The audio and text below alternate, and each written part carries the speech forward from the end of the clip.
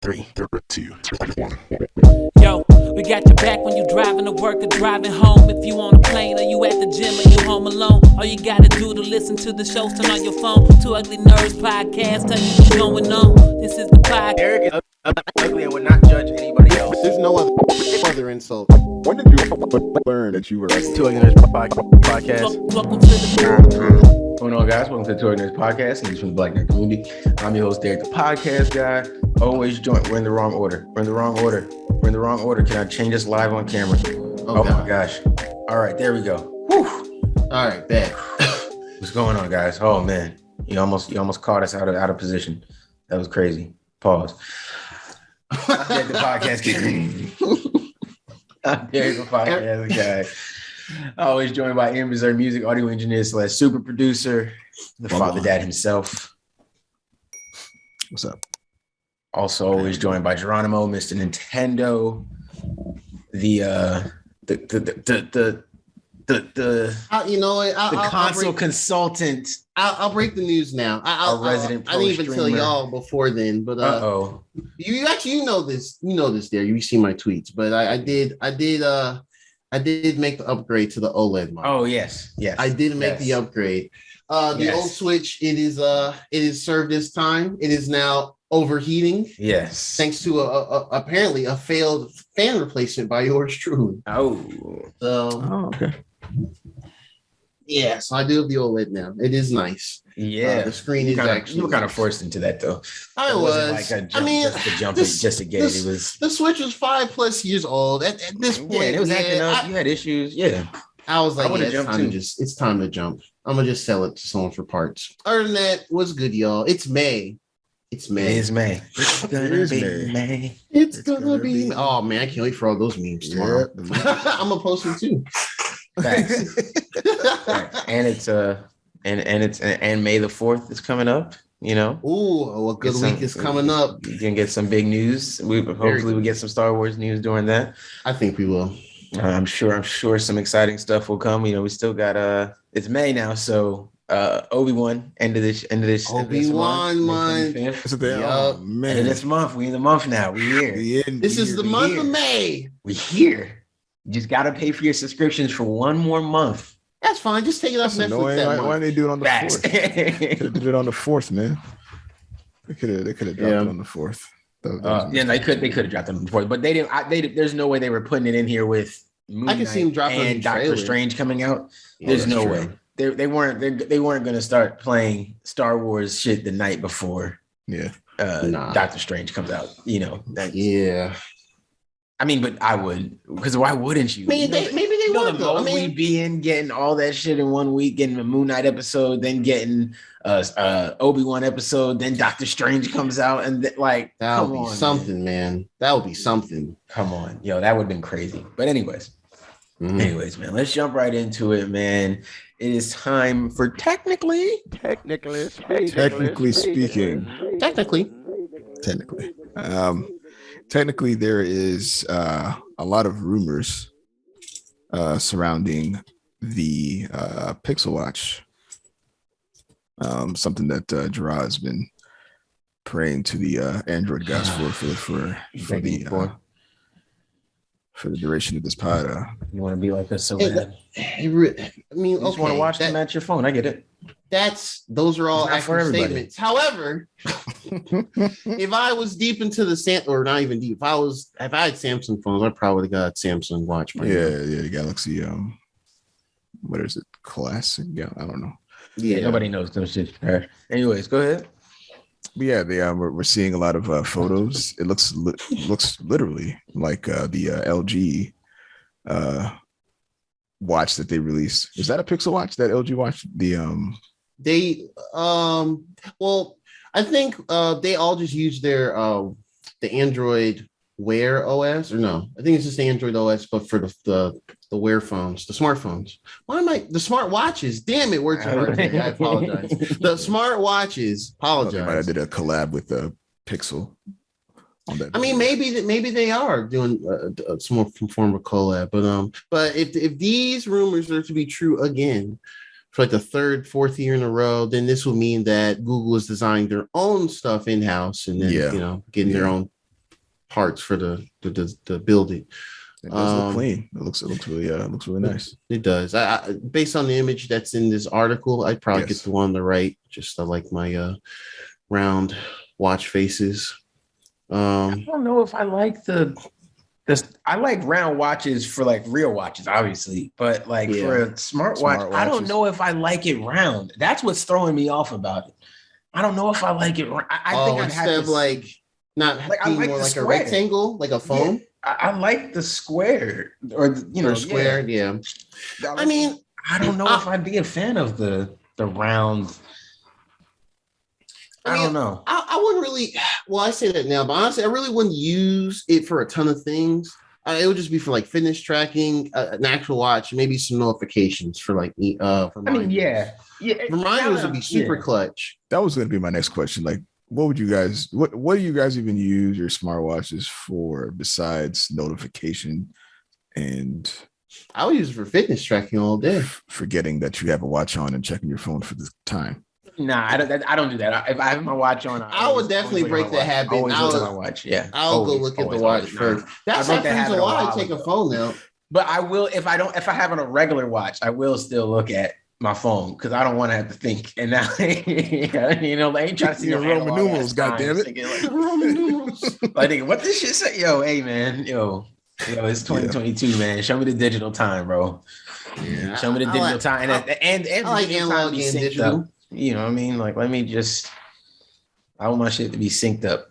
Yeah, that shit synced up to some internet time that lets me know the exact time. My shit probably 5 minutes ahead or behind. I'm probably late now. Nah, just give me my smartwatch unless I'm trying to be fancy. But yeah, I mean, I don't know. You're right though. You're right. I mean, because I do text on my watch a little bit. Like, it's not often. I would never text on there. It is. That's why the round face doesn't bother me. But I've done it. If you go to the restroom, you forget your, like you like, oh, let me just send this real quick. Damn, I didn't think about that. Message that came in. Shit. You're like, yeah, let me just hit this back real quick. Like, it happens. It does. Yeah. Your phone be on the charger, and then you got to run to the bathroom. Like, oh, let me. Oh, somebody sent me a message. I got to respond. It helps. It's cool. It is annoying though. I'll tell you what. Yeah. It's not perfect. It's not perfect, but it's not the worst. And I feel like on a round face, I don't know how comfortable that would be. I feel like my hand would constantly be slipping off. I came from the Moto that Moto watch. Oh yeah, when you was trying to pretend you wasn't an Apple boy. And that was a pretty pleasant experience, I would say. Yeah, but now you have an Apple Watch, so. Honestly, I like the keyboard on that. Yeah. We know. Yeah, whatever. On the Motorola watch than this one.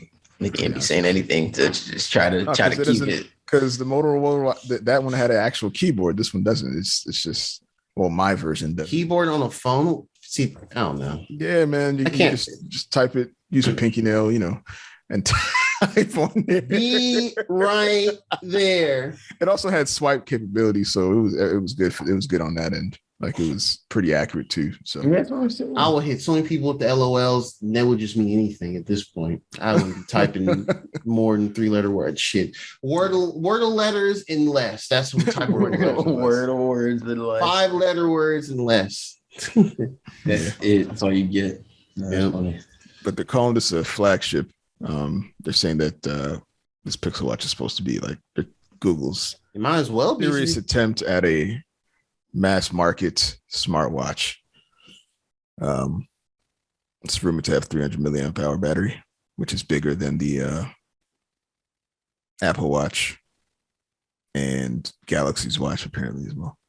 But we'll see what that actually means as far as that. It's if it has like their little tensor chip of some sort in there, then they could probably like optimize it.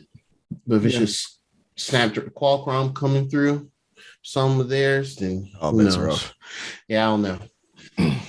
But yeah, that's Google for you. That's your daily dose of Google right there. So we're gonna slide right into speaking of rumors, the many rumors that transpired last week. Around this time of the year, we get a lot of iPhone news, a lot of iPhone rumors drop. Notwithstanding the whole notch situation. Now, we did talk about this previously. The ditching of the iPhone's notch for their sensors and camera arrays for the unlocking of the phone via Face ID. But what we didn't know was that it wouldn't be on every version of the iPhone. We got a recent picture of the what looks to be the screens, just the glass face of what the iPhone 14 is going to have, or the lineup is going to have. And we see that only the Pro models have this new iteration of the camera / radar Face ID array. The regular iPhone 14 and 14 Max have the same notch as the previous models. How do you guys feel about that? I'm not surprised. I see what you're doing. They know what they want, man. Spend the money over here. Get the Pro. I think they look. Yeah. I think this is really their way of kind of really easing people to not buy their smaller, regular numbered phones. Yeah, and they're clearly going to phase out the 13 Pro Maxes. Yeah, there's 4 levels to these phones. They're not going to sell the 13s anymore. Yeah, that's because quietly. The older model, well, not older, the base models are going to have the same processor as the 13s. So their 13s, everything but number, I should say. So now everybody can say I have a 14, even though it acts like a 13. But most people who are going to get it probably won't care unless you're dumb enough to have a 13 and then get just the iPhone 14. I would assume if you have a 13, like I have a 13 Pro, I would assume. Anybody who has a 13 right now, I would not get a 14. You get the Pro. I would have to get a Pro or Pro Max, and it'd probably be the Pro Max. So, and I'm not buying that anytime soon. So I'm sticking with my 13. But I assume most people who would get the 14, just the 14, would be coming from something older, a 12 or behind, so 10 like me. So the 14 might not be a bad upgrade for you, especially if you don't understand that it's just a 13. But then that might annoy you because you can go get 13s off third-party markets still, even though Apple probably will stop selling them. And you can probably get a 13 for a little cheaper than they're going to sell the 14. And then you can just get it activated and you'll essentially have the same phone. Yeah, the more I think about it, the more I'm like, I really can't see a world where they still sell the iPhone 13. Doesn't make sense. It doesn't make sense. I mean, I anticipate that they will have a iPhone 14 exclusive software feature like they did with the latest Apple Watch last year. The 7. Yeah. What was the exclusive feature again? The keyboard. The keyboard, yeah. Oh, the actual. I have a 6 and I don't have the keyboard. But it's not because it doesn't have the functionality. They just locked it to the 7. Locked it to the 7. And they claimed it's because of the screen size, but it sounds like cap. No, that's what it sounds like. A keyboard can go on this, bro. I'm sorry. It's big. The 6 is big as hell, bro. I'm sorry. 6 is big as hell. The keyboard can definitely go on it. They just cabin. The 7 is not even that much bigger than the 6, actually, if I remember correctly. So yeah, it's not. I mean, the screen bleeds over the edge a little more. Yeah, that's what it is. Even that's not, That's what it is. Yeah, that doesn't give you extra real estate to have a keyboard. In fact, there's an app that gives you the keyboard, and it fits just That's fine. funny. It fits fine. But yeah, I ain't pulling fast ones all the time. Yeah, iPhone, a lot of. Well, that's why we're here to expose the game. And then the thing is, like, we're not even being negative. Like, get whichever phone still fits you. Like, there's nothing wrong with getting a 14. Just make sure it's not. Don't be the person who has. If you have a 13 now, don't be the person getting just the iPhone 14. At least get the 14 Pro, so you can get a bit of an upgrade on your phone. Whether it's an upgrade you really need or not, that's none of my business. Just make sure you're getting a little bit of an upgrade. Because if you just get the 14 just for the name, that makes you the real sheep. Like that, now you're a sheep. You know what I mean? Yeah, kind of expose yourself. Yeah, like, don't do that for sure. Yeah, don't do that. So we're not. I'm not judging you if you get the new iPhone every year. I just want to make sure you're getting the right one when you jump up. And I assume most people that get the new iPhone every year probably are jumping to one of the big ones. They're gonna get the They're gonna get the Pro. They're gonna get something that says Pro, and they're either gonna go Pro or Pro Max. I'm sure that's probably where most people go if you have that financial freedom to just jump from phone to phone every year, or if you have some sort of like iPhone Forever plan. So you're going to go for one of those more than likely. So the 14 is really just to catch people who may have a 13 and they're like, I want to jump up to say I have the new iPhone, but I don't want to spend that much money. Oh, I probably get a good trade in, and now you're getting basically the same phone. And I know you don't trust people at the Apple store to tell people that, you know, or at T-Mobile or the Verizon store to be like, look, yeah, you have a 13, this is the same phone. They're not going to tell you that. Phone. Yeah, it's the same phone. They're not going to tell you that because they want the commission. If you're willing to come in here and trade in your old phone for this phone that's basically the exact same thing, they're going to do it. Colors or something. What is it going to? Green. I'm sure it'll have a dope color, but bro, if you trade in your phone for a new phone for a different color. Yeah, what really sucks here is the processor situation, because I know that they're going to do the thing where they lock a software feature behind that processor and claim that the processor is what enables the feature. So you'll likely not get that on the 14. You only get it on the Pro models. Like, that sucks. Yeah, but I mean, you know. But the 14, they're going to call that the budget phone, though. That's going to be the budget line. That's going to be the affordable one. That's going to be the one that you can probably get for dirt cheap if you trade in your iPhone now. You know what I mean? Like, so I don't know if I can. They know how they're going to swing it. They know how they're going to sell it to us, man. So, and it's going to work for a lot of people. That's the sad part. A lot of people are going to just jump out and get it just for the name of the product and just to want to have something that's the latest thing. So, I'm telling you, if niggas could do it with cars every year, they do it. I'm surprised that doesn't exist. Like, I mean, I guess it kind of does with like leasing cars a little bit, but kind of, yeah. But like just longer, like a little car subscription. Like if you could just, I'm surprised that hasn't happened yet. Imagine if you could just subscribe to like Audi or Volkswagen. You probably can fall away. Every year you traded in the old one and got a new one. I wouldn't be surprised if someone like that's basically leasing, right?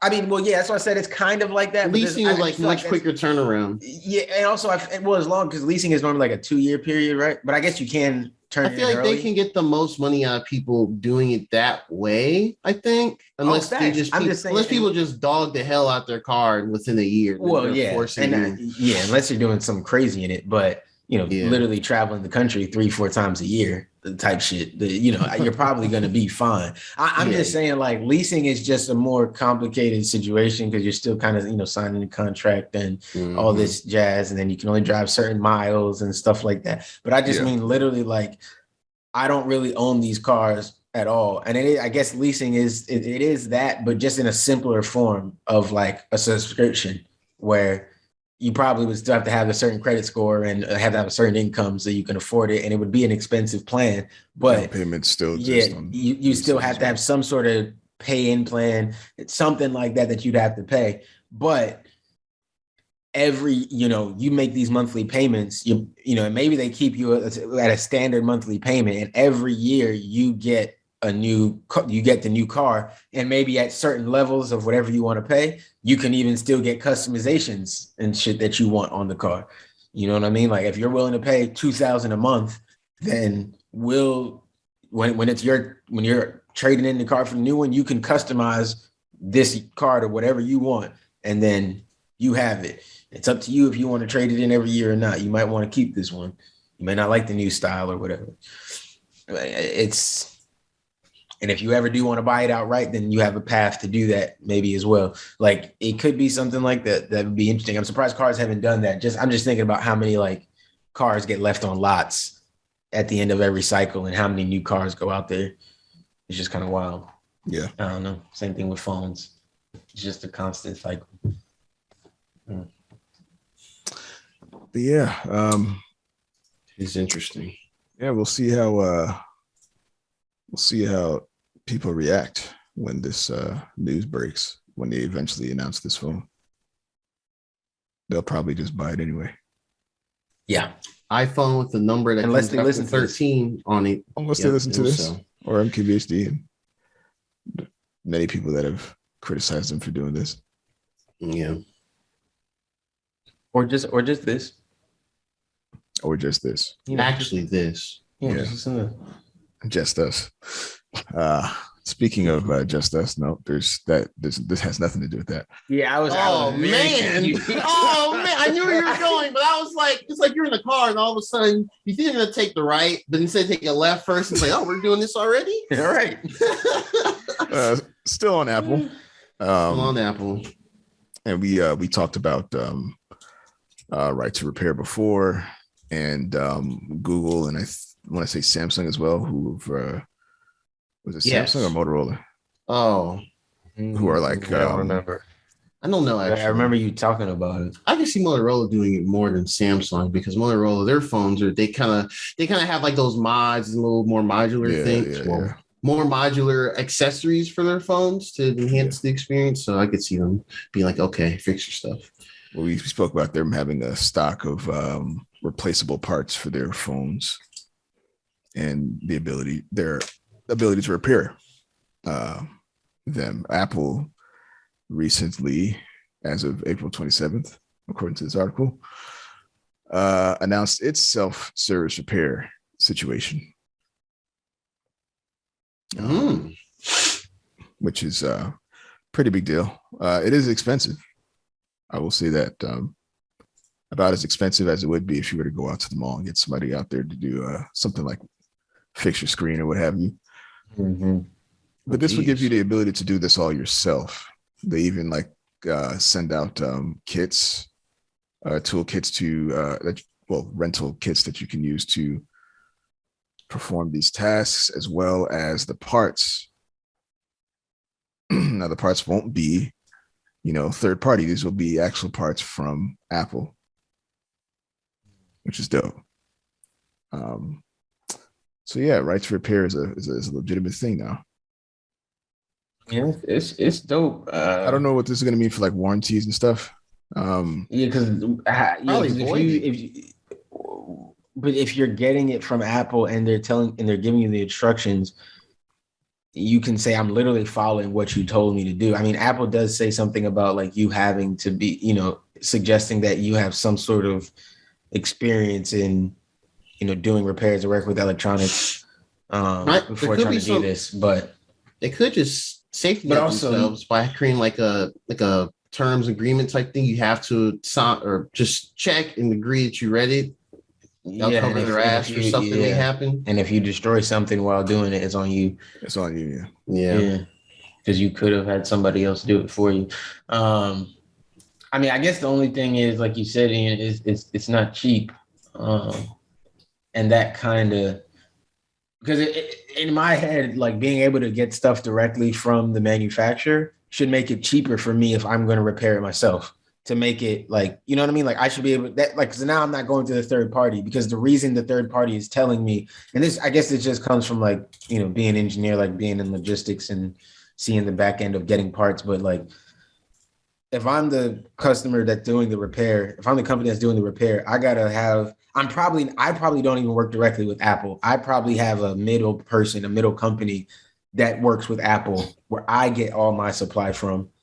And then I have that. So I'm getting charged uptick from them. They're getting charged directly from Apple. They're charging me an uptick. I'm charging my customer an uptick. Like, if I'm going directly to Apple now, those parts should be cheaper.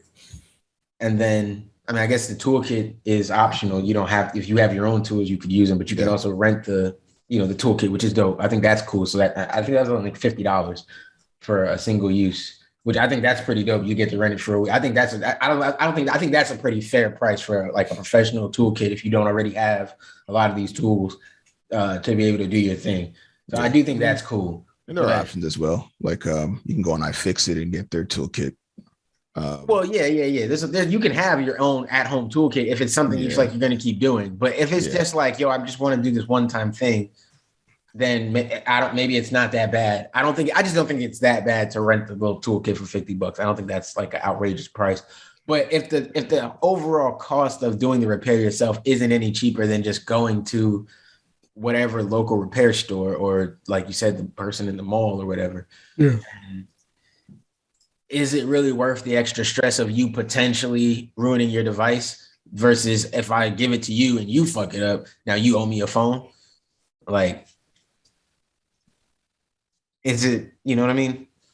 Especially if the price is comparable. Like, I mean, if you only saving, let's say $50, but the opportunity cost is if I mess up something in this repair, I have to buy a new phone now.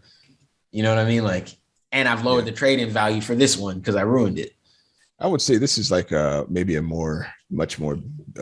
bigger deal for those same repair shops. Now they can, instead of like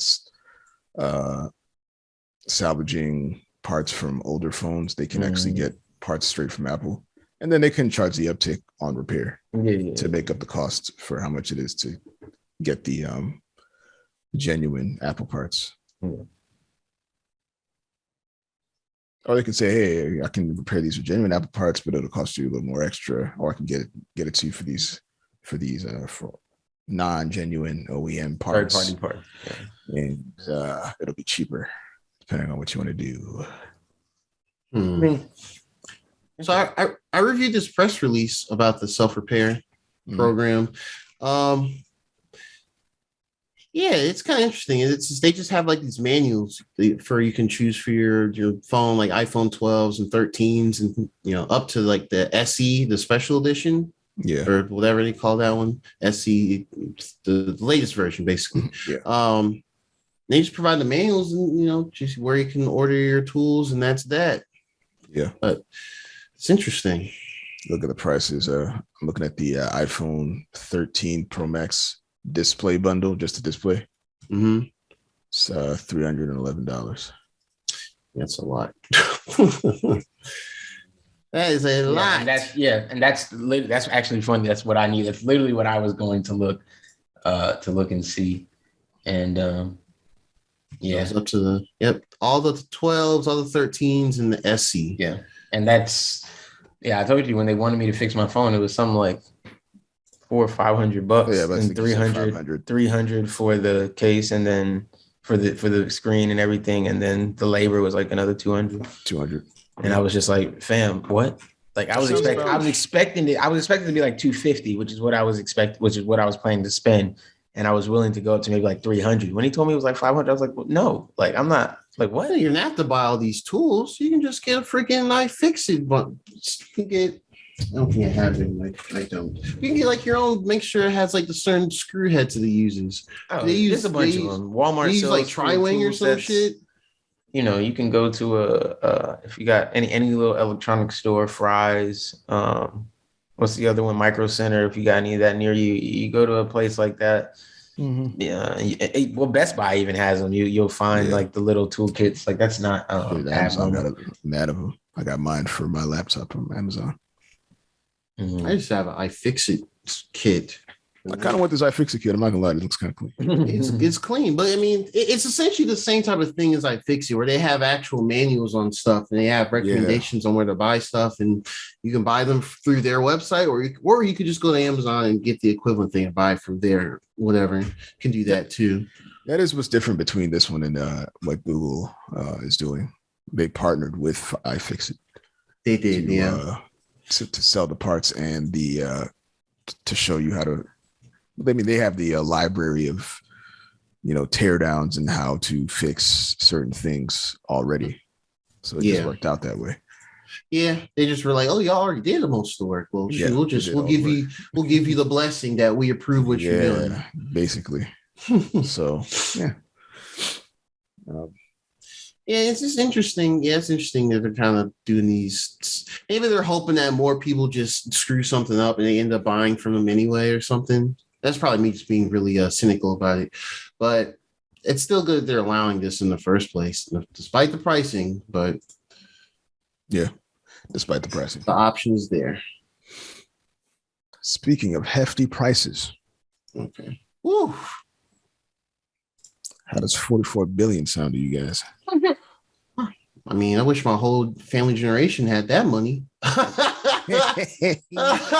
Things would be different. We got Emerald Mine away, Dra. Only one. I just have to. Just one. Just one. That's all right, bet. That's all you need, man. That's all you need. Bet. The dynasty starts from there. So Elon Musk, heir to the Emerald dynasty, apparently, Um, worked with I think a couple of banks and other third parties to amass $44 billion to purchase majority stake, if I'm understanding this correctly, in Twitter, not buy it outright. A lot of these articles are saying that he bought Twitter. You know what I'm saying? Yeah, because that's how they frame it, but he didn't. He doesn't own Twitter completely, like 100%, just by himself. Or maybe what he did was he purchased shares from shareholders. He did, yeah. To have the majority stake that he has now. Yeah, that's how it works. I got you. The shares of which were $54.20 a share. So you bought it for that much. What does this mean for Twitter?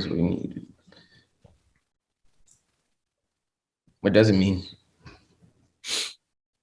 Well, we discussed this a little bit earlier, and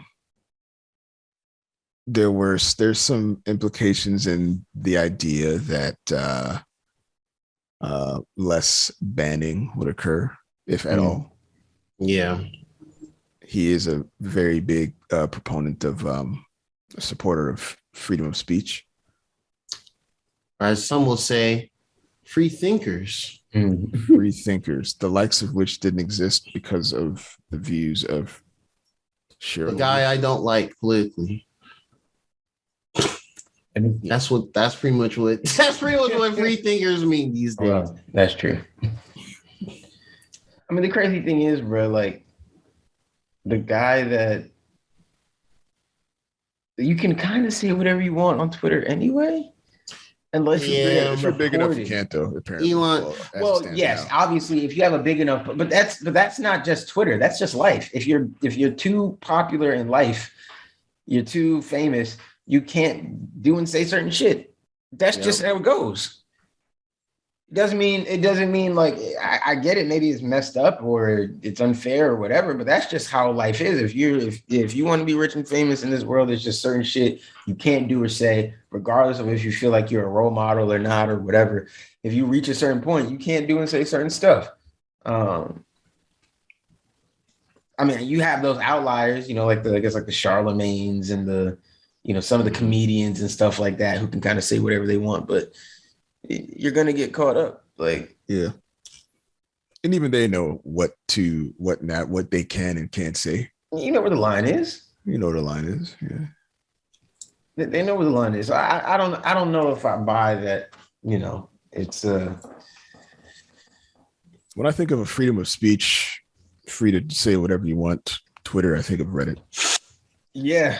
Yeah, Reddit. Yeah. Basically. Which is where I think this might this may end up being, I guess. No, man, because Twitter's just jokes. Like the best memes come from Twitter. Random takes. It's random takes. It's jokes. It's every now and again, there's obviously not every now and again, but obviously there's serious discourse and people do try to have meaningful conversations and stuff. But for the most part, it's not like this ultra serious platform. Obviously it's allowed us to see some moments, but it's not this like overly like the stuff that people be getting in trouble for saying, you probably should get in trouble for saying, bro. Like, yo, come on, bro. You like, yeah. You probably deserve that. You can't just say that. Like, looking at you, James Gunn. Like, come on, man. Like, some shit. Freaking weirdo. Some shit is just. Come on, man. I don't know. I don't feel like. I mean, there's really much freedom of speech that you're not getting. I just don't feel. But that's just me. That just means people with extreme views on things on both ends, really, but more so the right. That's just them projecting on social media that they like to spew their shit on. Honestly, I just looked at it and was like, I mean, what's going to change really? And it's like, I don't really mean, I think dude's obnoxious as hell. He's just another wealthy dude that just be saying and doing shit mostly. Those types are a dime a dozen. It just so happened people prop him up. I just don't get the fascination with him. Really. I just feel like, okay. And people be like, yeah, man, like this dude got like 86 million followers, some obscene number. Like, why? Like, I don't even follow Elon Musk. I don't follow him.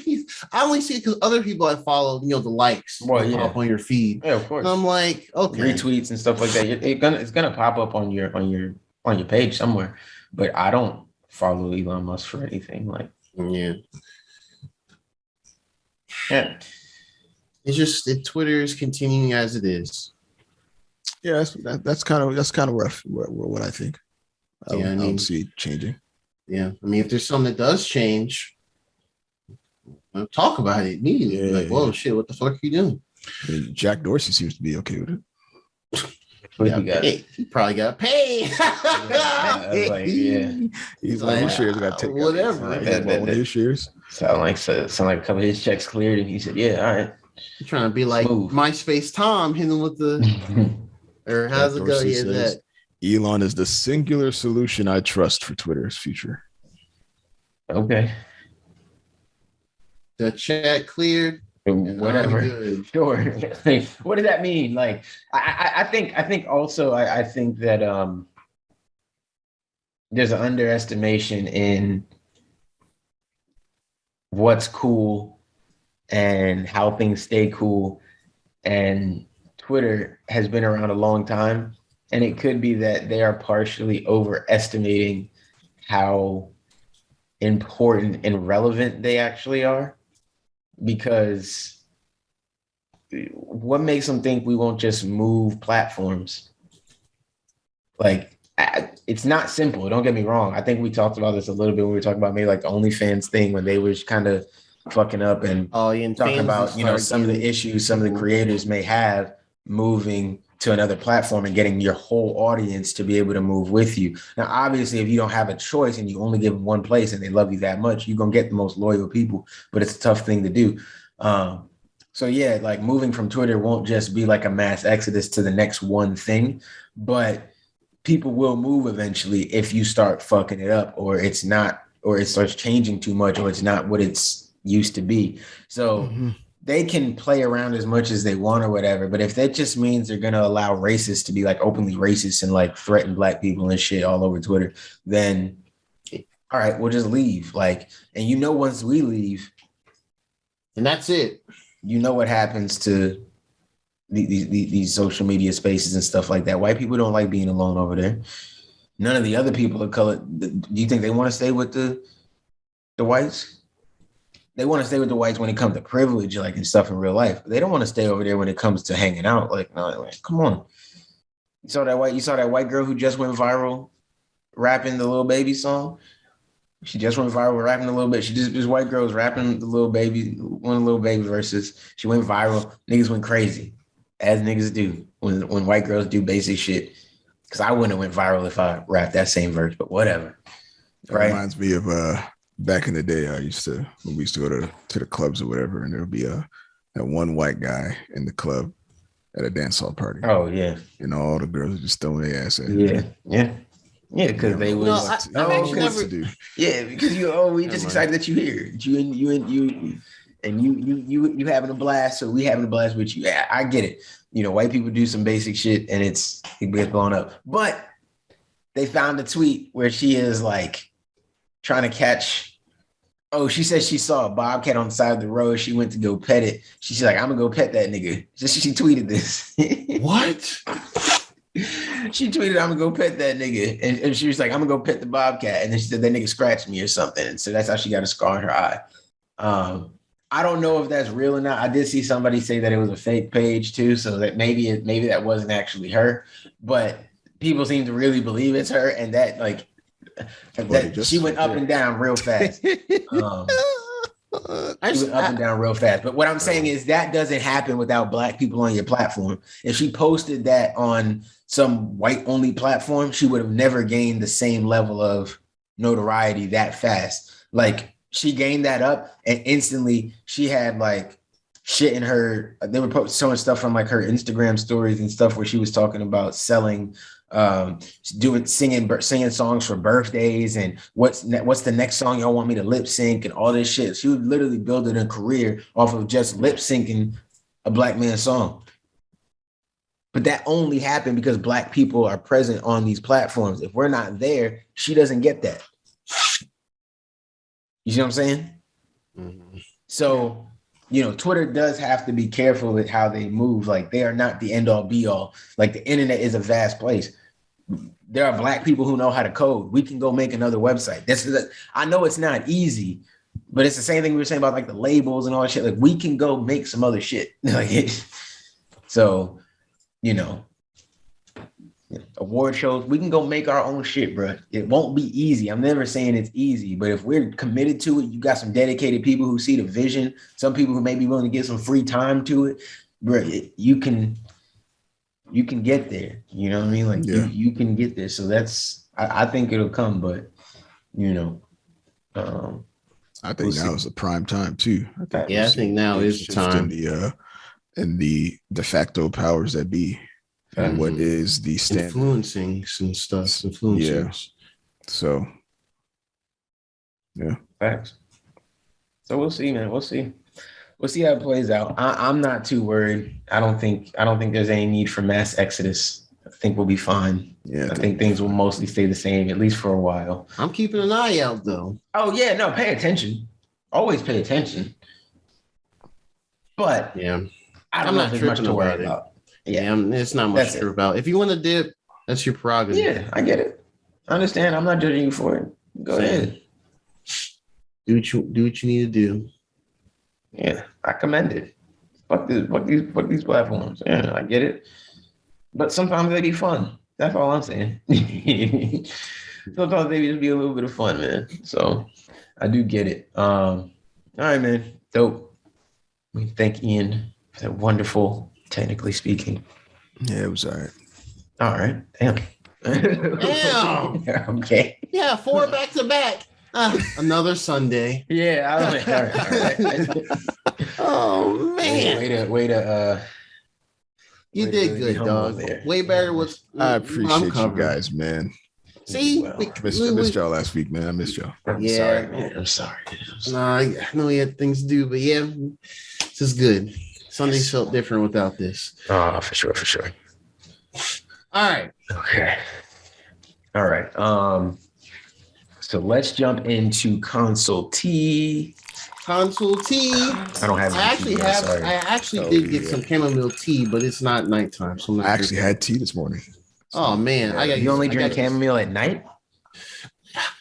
I don't know. I just chamomile is an all-day tea, bro. Yeah, it is, but I didn't think about it. I just woke up, washed my face, like a calming situation, like turn the computer, bring you down. So get you some ginger tea, relaxing. Man. Come on, man, get you your morning teas, bro. Yeah, I had a lemon ginger tea. Yeah, there you go. Get your little lemon ginger, man. Throw some berries in there. Come on, man. Throw some berries in there. I need to get some berries. Like the whole thing, the whole berry, or just the whole berry. No, dice up the berries, nigga.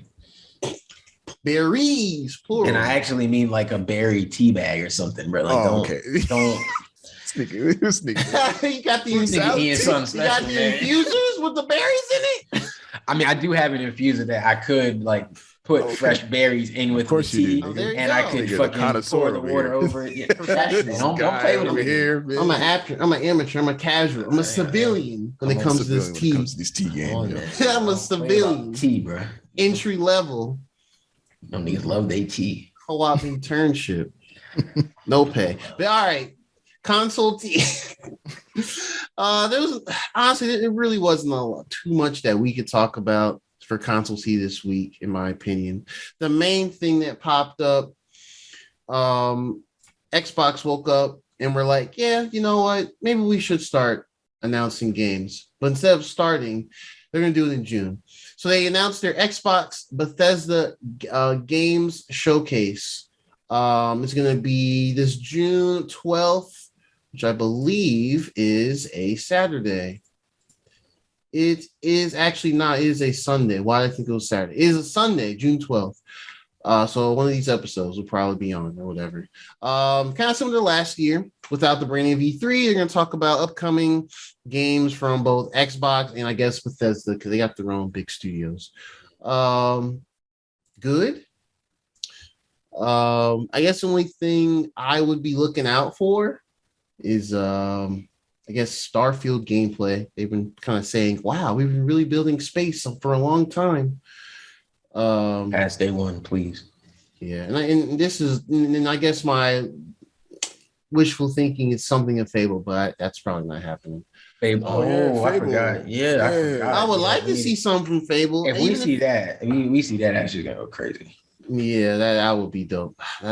She started playing again, but Fable Anniversary has some it's got like some new like story and stuff to the beginning, so she don't remember all of it. So she's trying to get into playing, and it's just so funny because she hasn't really played like the Switch and Animal Crossing stuff is like with the Switch and Animal Crossing stuff, I think I think she's more. I think that was easier for her, but now that's like a day. It's like a day per day type of thing. Yeah, but to get her back in the full swing, like she hasn't had time to just sit down for like a couple hours in a row and really just get into Fable. Plus, there's like this whole prologue she's going through, so she hasn't gotten to a point where she's like got weapons and really getting into like the real meat of the story. It's a lot of this like tutorial type stuff. So it's really interesting, but it's also funny to load up those 360 games and they start up as like as if you're actually playing it on the 360. It's like even like the logos and stuff. Ratios stuff. Yeah, so like the aspect ratios would change and like I think most of them expand out. The Fable Anniversary definitely does. But that's right. They did make Anniversary. That's right. Yeah, but it's like the logos and stuff. Like when you used to cut on the 360,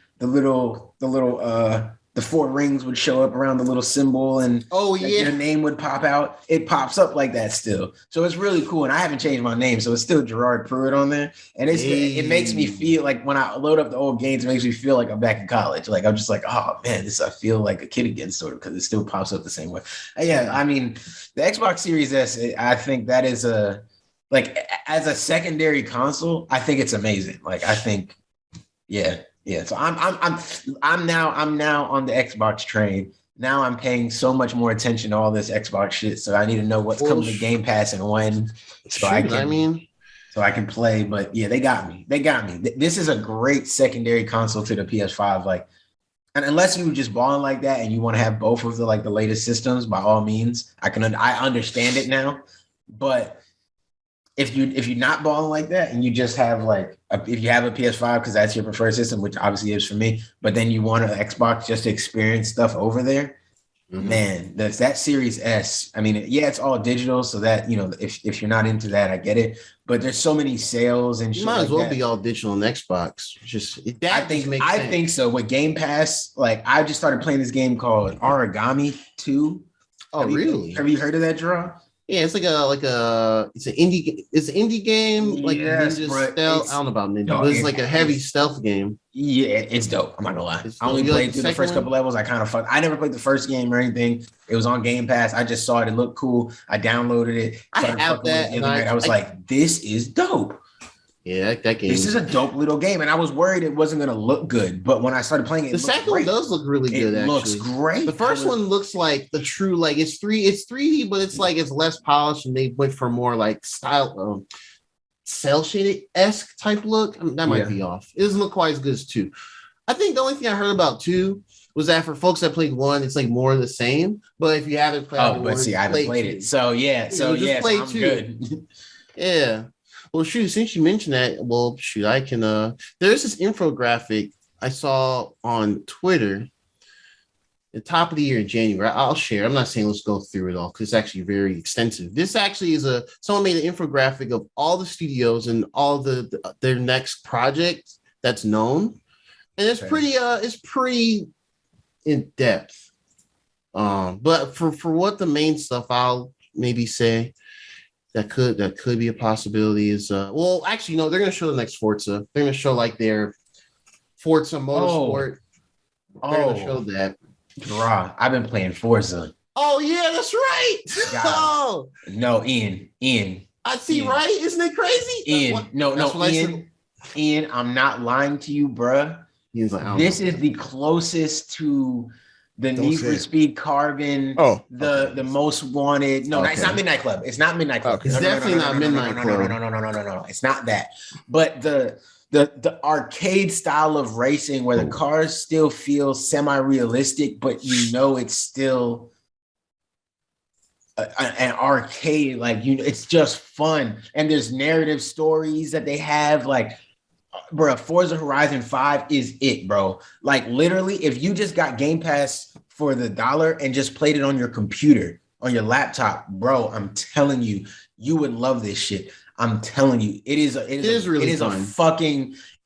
race. It is what I've wanted from a racing game. And I hate it because I'm a PlayStation guy, and Gran Turismo does not give me that at all. And that's why I said having an Xbox Series S is perfect because of shit like this. Forza Horizon 5 is amazing. It's good, man. As soon as I played that last year, I was like, I just need to see how they're gonna do Fable. Because like they designed these worlds. Yes, you're driving around them. Yes, you're in a car. You don't get out and walk around and shit, GTA style. But like for exploring the world and the little tidbits and like the design of how accurate things are, just how things just come together. It's all seamless. It's all natural. Nothing feels out of place. Yeah. It all works together well. That's the reason why I want to see the next Fable by them, because it's being done by Playground Games. Yeah, and I'm like, I really gotta see what they're gonna do with that. It might be something I play, like legit, right? I like the Fable games, but I wouldn't go back and play them now. But a new one that was in that same vein, not like the Fables Heroes bullshit they tried to go to, like a new one in this same vein with anything, like obviously not as like hyper realistic as like Forza Horizon is when they like, when you're seeing like the characters and stuff, but just with these new engines and the new graphic, like it could really go crazy. Like, and I could see myself like wanting to dive into something like that. Like that could be, yeah. Because Forza is, Forza, man, no, they smoked that. I cannot lie. Lie. I need to get back into the swing of that game. Honestly, just drive around. I'm telling you, man. Perhaps if I have the time, I would shell out some money to get a secondary console like Derek. You got $1. You got $1. And it wasn't me. It actually was. This console was bought to play Fable. I'm just taking advantage. Like I am just taking advantage of the time. For the record, it was not bought for me. I'm waiting to be kicked off of it, just to be clear. I'm sure I will be kicked off soon. I haven't been yet, but it's coming. They showed a new Fable in June. I think that'll be the time. After that, good as gone. June was it June 13th? After that presentation, it's a wrap. Then it's done. We're out of here. Yeah, we're out of here, man. Yeah, no. Yeah. Nope. Yeah. So June 12th, I linked the what you call it, the infographic. Someone made it on Twitter. It's actually pretty nice to like kind of get. Spyro comes out, that'd be fire. So so that's rumored.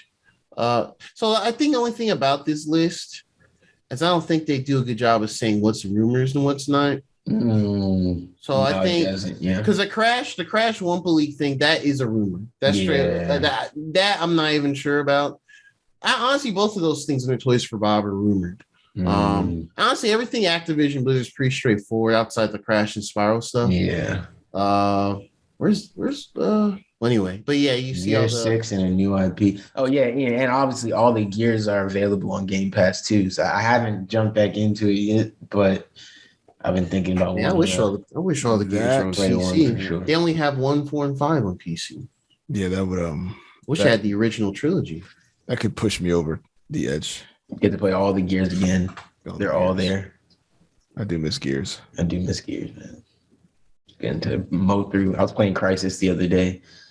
Crisis, and it's just crazy. Like man, for $1, like obviously, like it's not $1 every month, but. If I'm telling you, like, I think if Microsoft really wanted to sway people, if they made like if they extended, I think $1 for a month is really good because somebody like me who's already a gamer, it got me like invested. But if you did it for say 3 months, like, hey, we give you this $1 price for 3 months, I think you could turn most average people into wanting to grab a system. Like, especially if you could try it like on your like computer maybe first and see what's accessible there. And then you see the full list on the console. I think you'd find people who'd be like, you know what? I might want to go get a console. And, you know, also they have the Xbox all access plans. So you can, you can get the plan, you know, you can get those plans to pay it off over time, no interest and all that type of stuff. Or you can use like a firm, different ways you can use to purchase it different places, you know, without having to drop it all at once if you're not ready to do that as well. So there's other alternatives to getting it as well. That's why it's a secondary console. You know what I mean? Yeah, Series S I'm telling people to jump and go grab, but yeah.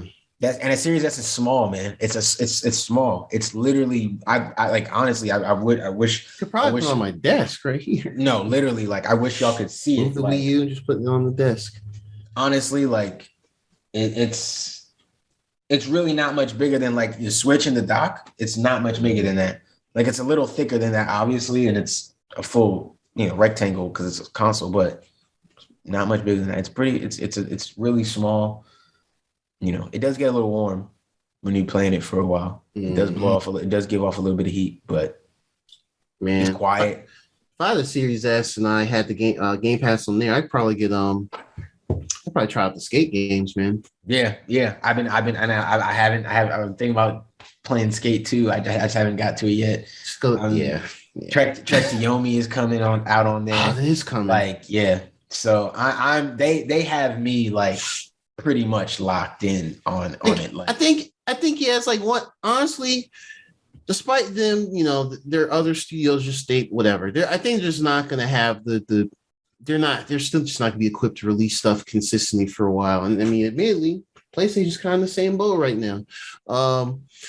Yeah. This Game Pass deal is pretty sweet. Like, no, as long as you playing them like at least 2 or 3 things per month to justify it or whatever, I think you're doing good. And you know what I will say as well? And it's got EA Play on there, like Game Pass, and it's Game Pass Ultimate is the thing. That's the one that really puts you in the game because, bro, like, and I'm not gonna lie.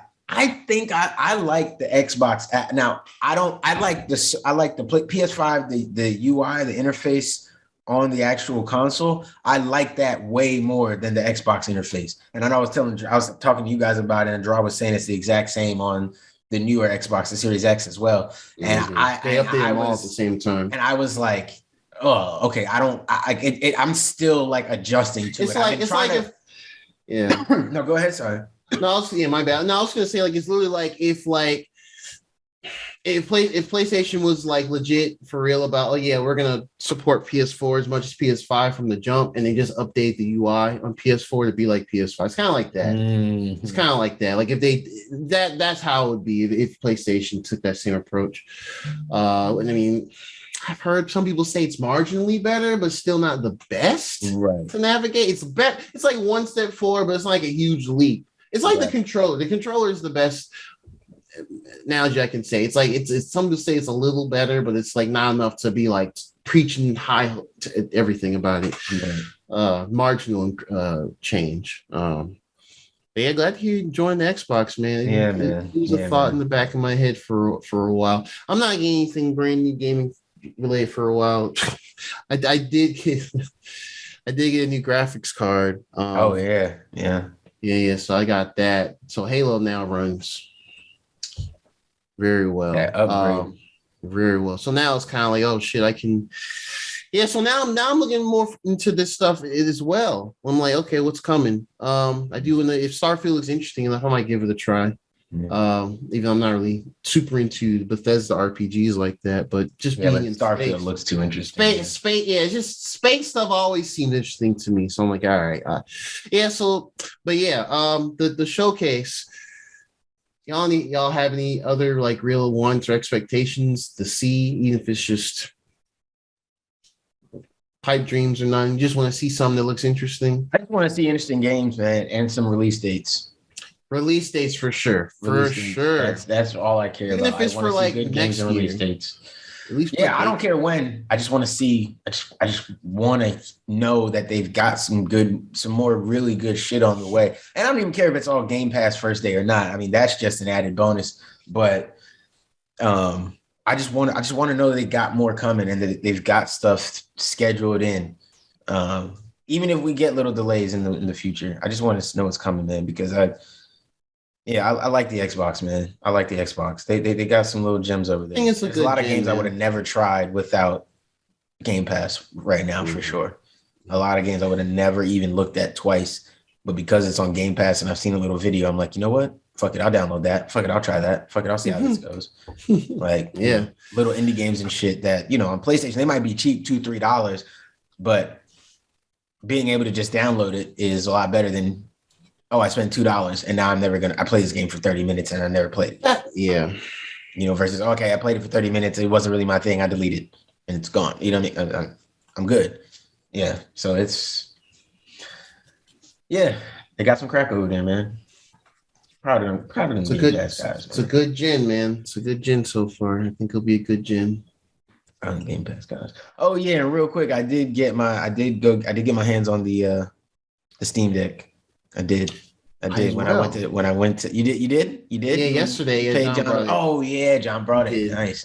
So I want you to say your thoughts first since you got it feels great. It does. Great. It feels more natural than I thought it would. Facts. Like I picked it up and was just like, oh, wow. Well, okay. One thing I'll say, it's way wider than I thought all the pictures showed it. I feel like I was holding something like this after I was like, it felt like a Game Gear. It felt like the width of a Game Gear again. Oh, but it didn't. The weight wasn't there. Like it was so much lighter than I was. It felt wider than this. Yeah, and this feels natural, surprisingly too. But it's it's gamepad, so yeah. It felt so natural in the hand. Like they got these grips on the side that just make it real easy to grip. Mm-hmm. It felt really good. It felt great. It ran. I mean, games ran great. I played a couple different games on there. We played Hades. We played. I played a little bit of Ollie Ollie World on there, and I had to remember the buttons because I've been playing on Switch. But after that, I was like, "Oh, this is amazing! It's just smooth, and it's real smooth." Bigger screen. We played. I think I played Apex. I think I played. How was Apex? Devil May Cry. It felt smooth. Now I don't play Apex, so I didn't really know what the fuck I was doing when I was out there fighting shit. If it feels kind of close to a Call of Duty game, then it should. No, it felt amazing. Like it felt like a shooter on a mobile console should not feel that smooth. I've never played a shooter on the Switch that felt anywhere near like that. That's true. None of it. Not even Fortnite doesn't feel that good at all. Nah, it's 30 frames on there. No, that it felt amazing. He was showing me how to switch between like the desktop mode and the game mode. It was really dope, man. It was dope. He had a lot of dope settings and stuff he was showing me. I was wondering if he could even like run like remote desktop on it. I don't know if he played with that, but I was just wondering if he could even just remote desktop from the Steam Deck and then just be able to promote into his desktop from wherever on the Steam Deck just because. He just had a lot of cool shit, man. A lot of cool shit. It was dope. Really dope. It's still on. I mean, it's all. It's not, and that's what I was. You know what I was telling him though was, I don't have the Steam library to make it to really take advantage of what it is now. Mm-hmm. Like for me, it would probably just be a really powerful emulation machine. Like I would want to. Yeah, that's what I'll use it for. Break it open and then install all my emulators and all my emulation games and be playing like backyard baseball. Like that's probably what I would use it for. And that I feel like it's just not worth the price right now for me. Like you said, like you said, have a GameCube on there, have the PS2 on there. Like I would have everything on there. I would have all that shit on there. And don't get me wrong, it probably would feel worth the price to have all those options. But yeah, I just don't know yet. So I would probably wait till either this version gets a price cut, because I would want probably the same one he has, that mid version. That's a sweet spot. That first one, you have to install. It comes with slower storage and stuff. Yeah. That first version isn't it? But if the next version comes out and it's like a reasonable price, and depending on where I'm sitting financially, maybe because I know that was one of the things they talked about already. We're like kind of developing the next version of the Steam Deck already, and that was kind of already something that they were going through. It's unprecedented. I don't know what to expect with Valve and hardware. I really don't. Yeah. And I don't know how quick they'll get a new one. Yeah. Even if it's another 3-4 years before we get it, that's enough time to maybe jump in on a price or catch a Steam Deck on a sale maybe.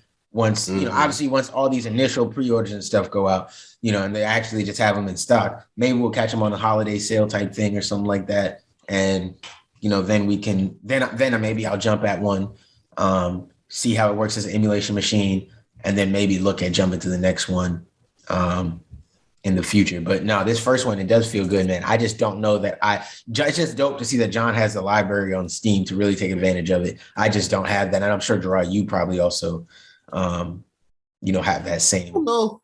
I think John's might be a little larger than mine, but honestly, the Steam's just the slippery slope because the sales on certain games are just so steep. You almost feel like if I don't buy this, I'm screwing myself now. It's just, and you're not gonna play it immediately, but it's just a crazy. I just struggled today because on Game Pass I saw Spec Ops: The Line on sale for like $5.99, and I haven't played that. That game always good. That game is always sub $10 too.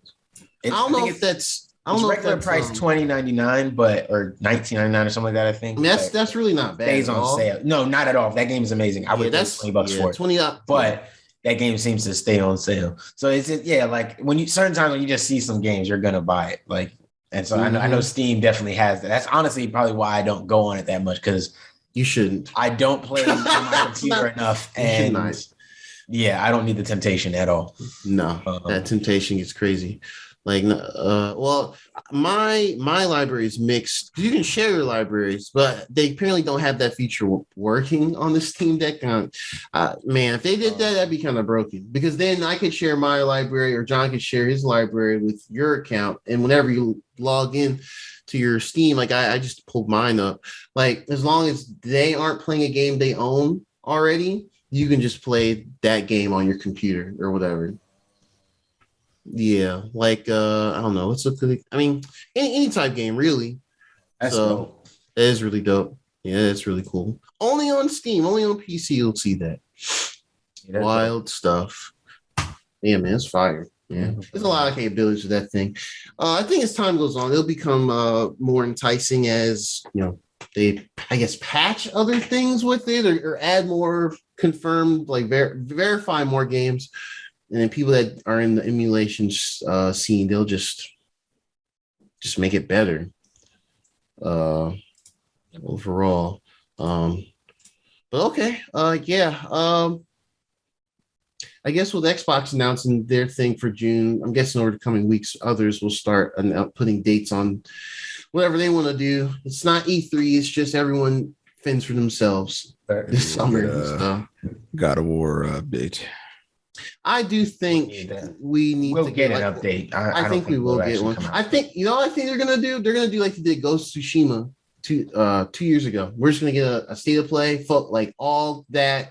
They're gonna give a date for it and just talk about what's new and maybe new combo weapon things. Atreus solo game mode or something. I don't know. I'm just throwing out stuff out there. Interesting. It would be, right? He's more than just a stun them, shoot bow and arrow button, stun lock in the air, combo extender. But yeah, I do want to hear more about God of War as well. But yeah, that's really it for console tea this week. That is all the tea you get. Love it, man. All right, man. You don't know what time it is now. Let's catch up in the spoilers section with Moon Knight. Spoilers. 4 and 5. Playing a little catch up this week on Moon Knight, but I'm sure these last 2 episodes, they go hand in hand, so they're pretty easy to talk about together. They do. They actually do. Okay. Man, there is a lot to go over, man. So episode 4, from what I can remember as well from 4, the main things we kind of got was that Layla talks more of Steven's side, because that's who we last saw for episode 3. You know, he Khonshu lent him his power to like simulate how the stars looked years and years and years ago, to use star charting to pinpoint where Amit's potential tomb may be. And they pinpoint it, and the rest of the NEI, like Osiris and crew, were like, oh, so you did fuck up. And they just banished him from this realm. So he's gone again.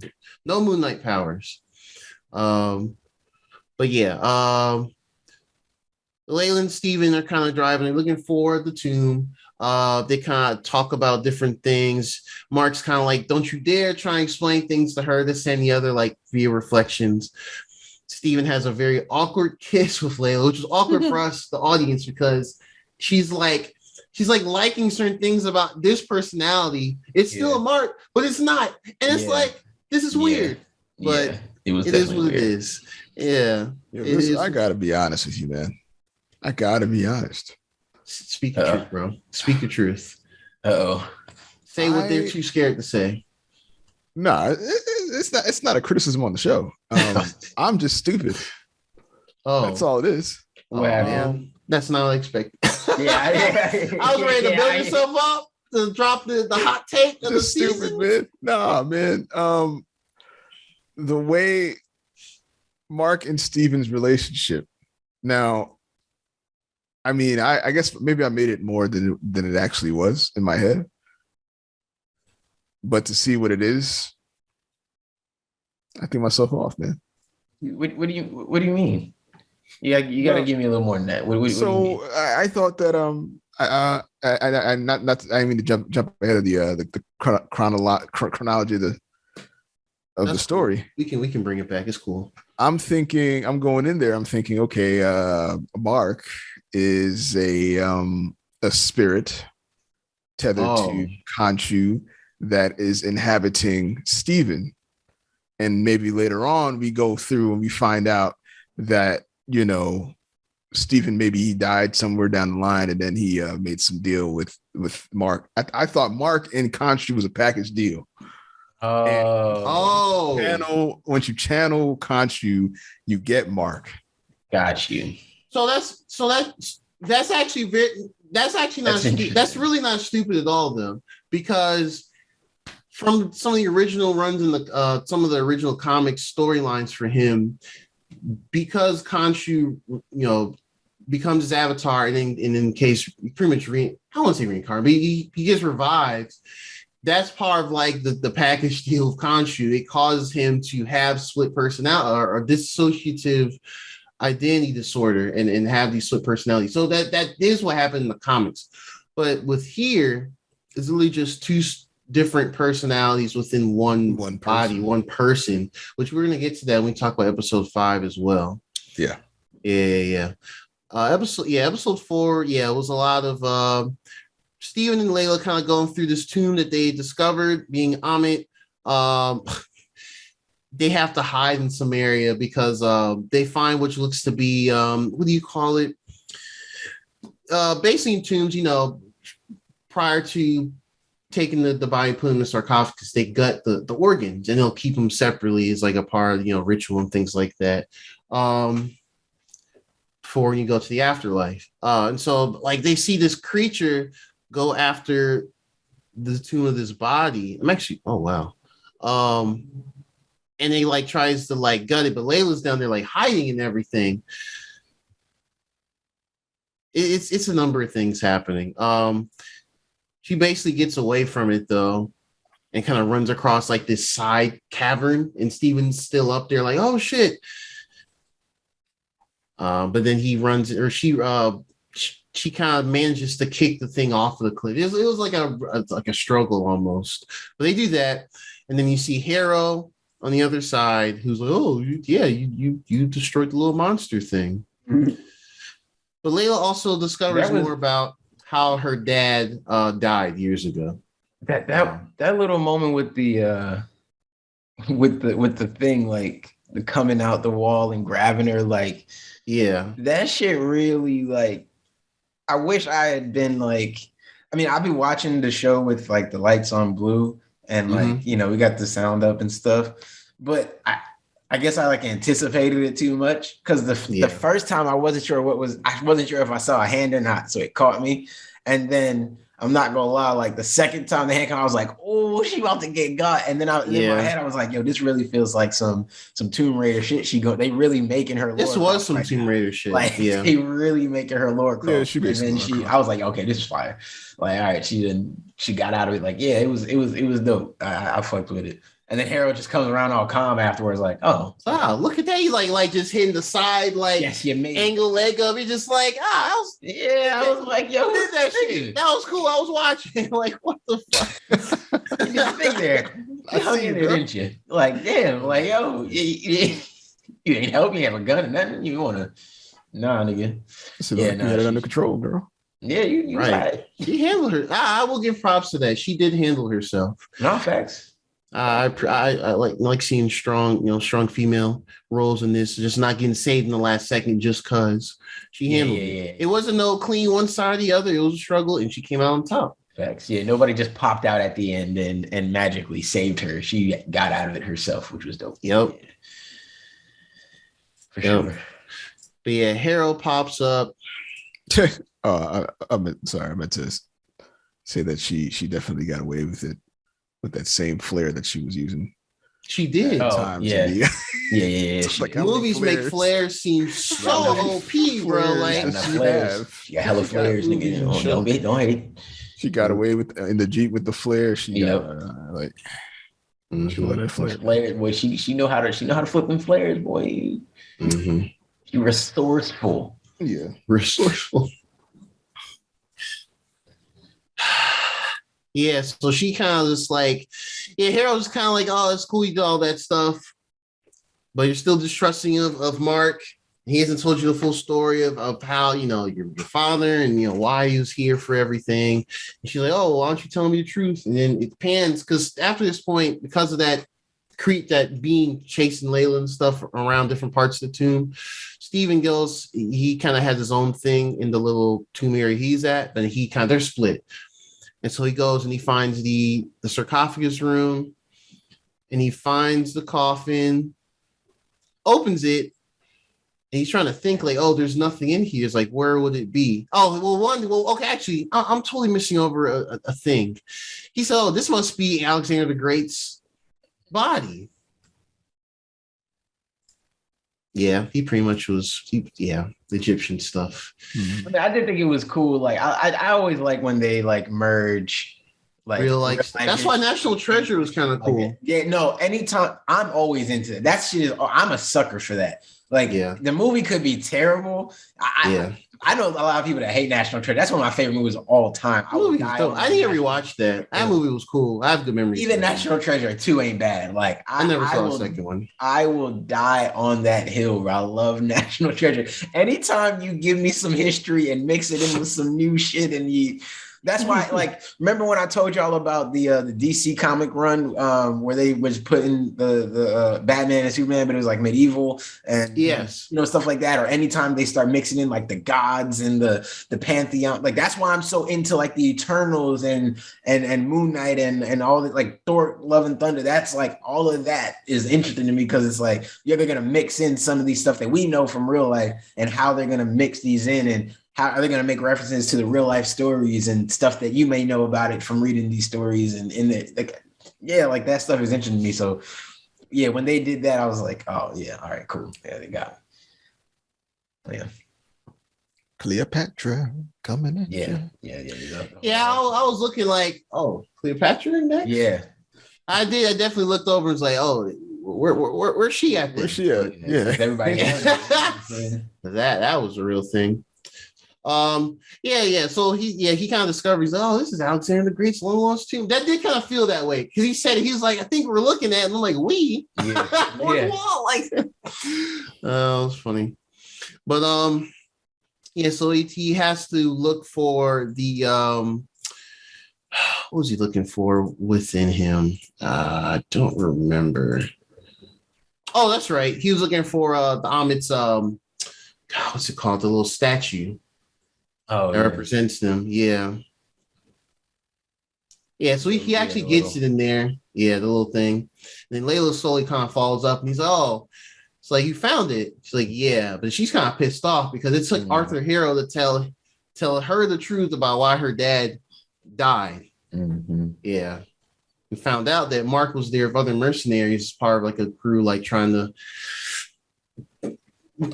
dig up stuff in Egypt as well, but he wasn't being truthful to her about it. So she's like, what the fuck?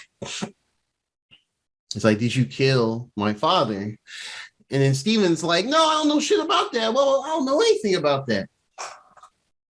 And then it's like, I don't want to speak to Mark though. And then I think she does let Mark pop. Steven does let Mark pop out, and he's just like, it's like he tells the full thing where basically he says that like the guy I was with killed him. It wasn't me. I tried to stop him supposedly, but I couldn't. That's a comic book character too, right? Bushman. I believe, yes, Bushman. Yeah, that is a comic book thing. Pretty accurate. So she just kind of like, well, even still, you were right there, bro. What the fuck? Yeah, facts. Yep. So they have a little thing. And Arthur Harrow's like, oh, good, you're fighting. Just in time for me to come and take what's mine. But that's pretty much what he says. And Layla kind of hides. But then he just straight up just shoots the fuck out of Mark. And he falls into this water and he's dead. Two-piece. That nigga. And that is the end of all the normal parts of this show. Fact. Because right after that, the shit flips. And then, like, and probably the best part of the episode, though, it flips and it shows him Spy drifting away and deeper in the water. And then we see a white light, and the white light turns to like, what is it? So, it turns to like this old, like, 60s, 70s like guy is searching the Amazon type movie, some British guy or whatever. Mm-hmm.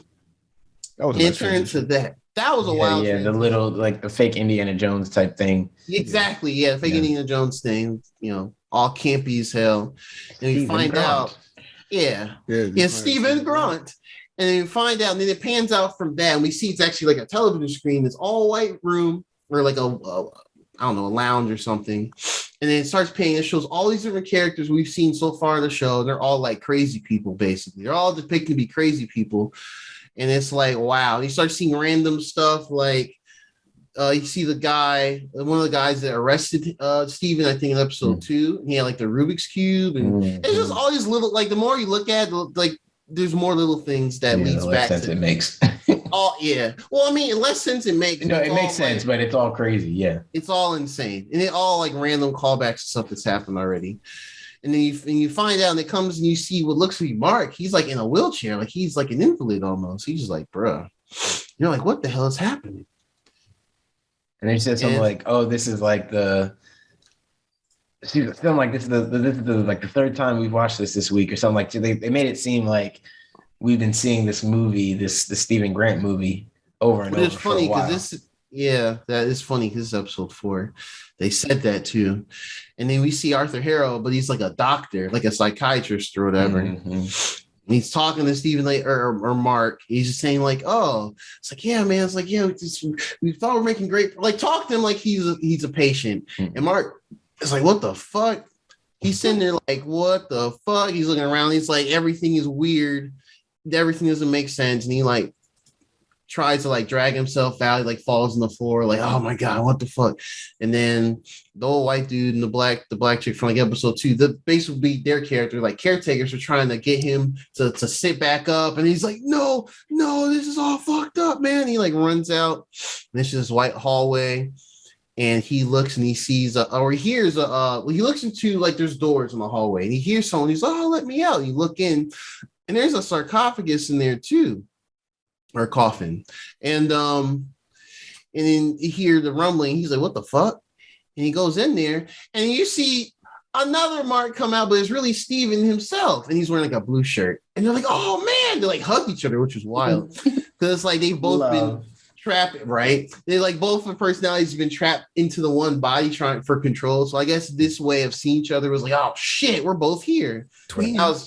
Twinsies. Never say it again. But yeah, so that was wild. And they walk down the hall like, "Yeah, we gotta figure out where we gotta go." And then Mark looks down. Okay, so here we go. The one thing they're gonna talk about more after episode 5. He looks down another room, and the door is open, and you see another sarcophagus was sitting up and it's rumbling too, but you don't hear who's in it or what's in it.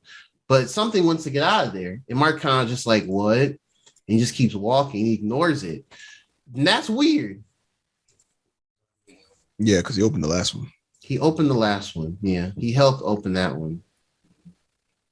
I don't understand that narrative choice. That's the only knock on the show I have so far. They better pay it off. That's all I got. I think they will. Like, we will get to see him eventually. It just feels weird that you would show it to us and he doesn't open it when he just opened the last one. Like, what they should have done, I think, is just have something happen right there that completely they just chose to leave it and go. Like, it just didn't make sense. Versus, like, if something had took their attention away quickly, it would have made more sense for why. Or maybe if they had tried to go to it, like the door just slammed shut, like something was not letting him in to see it or something, I'd be like, okay, maybe that makes a little more sense, you know. And that's the only door in that hallway. And I'm actually looking back to the scene now. That's the only door in the hallway that's like partly open. All the rest of them are closed. Is this a situation where we are speculating what's going to happen, or do you guys actually know? It's speculation. What's inside of that? I think it's we're speculating, but I think it's considering the other. Okay, cool. But considering I don't know considering that the first sarcophagus had Steven in it. It's just a natural inference, right? You're like, okay. B = C. And there's and they only showed us one other sarcophagus, so we just assuming. We're really putting 2 and 2 together for the most part. Must be our boy in there. Exactly, Mr. Jake. Yep, and they're about to go through the final door. We see a large CGI hippo. The pretty good Egyptian CGI, guy. Very good for a TV show, I would say. I think a lot of the budget is here. In this whole afterlife scene. Yeah, this whole afterlife scene budget's crazy, especially after this next episode where we see what happens next. And not to take us on a tangent, but are y'all notice this kind of being a little bit of a theme in TV? There's been a lot of like that we have. I mean, I know like murder shows and like shows where like, you know, law shows, stuff like that. It's always been popular. But this specifically, we're seeing these like depictions of afterlife have become like increasing. Like, remember, we just saw this whole thing in Titans. That was basically whole. That felt like the whole second half of the last season was just the whole afterlife shit. And then I'm like, we're watching these other shows. Watching this show on Netflix right now called Russian Doll. That's like a whole like time loop. You remember that game 12 Minutes you played, Gerard? I'm actually just downloaded that last night to play. You know what? It reminds me of the show Russian Doll. But the show Russian Doll is basically a version of that game. Russian Doll. Yeah, it's an interesting show on Netflix, to give them some credit. I don't know if it's a Netflix original or if they bought it from somewhere. They probably did. The premise is interesting. It's a cool story. It's different because in this case, like 2 people die and they're stuck in a loop, but they're stuck together in the loop. Are they the people that die? Yeah, they're the people that die and they're stuck in the loop. So these just interesting afterlife stories, I feel like they're kind of all over the place. Like, and even when someone dies, no one's really dead yet. Like, we still have a story to tell in the afterlife. And I feel like that's just a real thing. And this was like Marvel's way of like tapping into that a little bit. Like, they've been talking about a lot of afterlife recently. And the thing is, we know Mark can come back. Like, all we have to do is release Khonshu. Once Khonshu gets released, he can bring Mark back at any time. So it's not like, that's not a spoiler. Like, you know, he can bring Mark back as many times as he wants from as far back as he wants. So it's not an issue. But it's just they're kind of taking us on this ride of like Stephen got. We'll get to that. But they're taking us on this ride through this afterlife stuff that, you know, is all emotional and gut-wrenching. You got to learn all this about the character, and it's just interesting. I've seen a lot of shows doing this. We getting the feels on this episode. This next one, it's just a lot of shows doing this afterlife extension depictions. It's interesting. I just noticed it a lot in a lot of these shows recently. But it is interesting that we're kind of, I don't know. I guess everyone's just, I don't know. Everyone's got everyone's to have their home idea or depiction of afterlife. It's interesting. Some people just think that's it. True. Like you have this life and then that's it. Not to get too deep, but it's interesting. But that's how. And then Tawaret. It's hard for me to Tawaret. It's hard for me to say it. It's not a common word or type of I don't know. The letters is organized. Tawaret. I don't have the act. I don't know. I don't have the enunciation for it. It feels weird saying. It doesn't feel natural. But yeah. So that was Tawaret. I mean, it's really cool that they're showing the CGI Egyptian gods as actual like anthropomorphic animals, because that's how, hieroglyphics, that's how they're always shown. But yeah, she's really just a big CGI hippo. She's a goddess of protection, fertility, women and children. Women and children. In the show, that's what they said. But a lot of Egyptian gods, they have like multiple. Well, yeah, multiple things governing in real life. Things. Yeah. Exactly. Yeah. But yeah, and for the show's sake, they said she's of children and things like that, protection children. So in this case, she's supposed to be the one that helps those who transition to kind of, they create like their own psychological visualization of how they're of what they can experience or tolerate, because they would say that the afterlife is too much for just a regular human brain to handle. They can't comprehend it. So once you see this, in this case, it's a big old white everything psych ward basically. Mm-hmm. Until they can go into like the next stage, which go through the gates of Cyrus, and that's that. You're truly on the other side. But yeah, this episode was wild. This episode covered a lot of different things, man. I don't even know if I'm gonna go through it chronologically. It just covered a lot of stuff.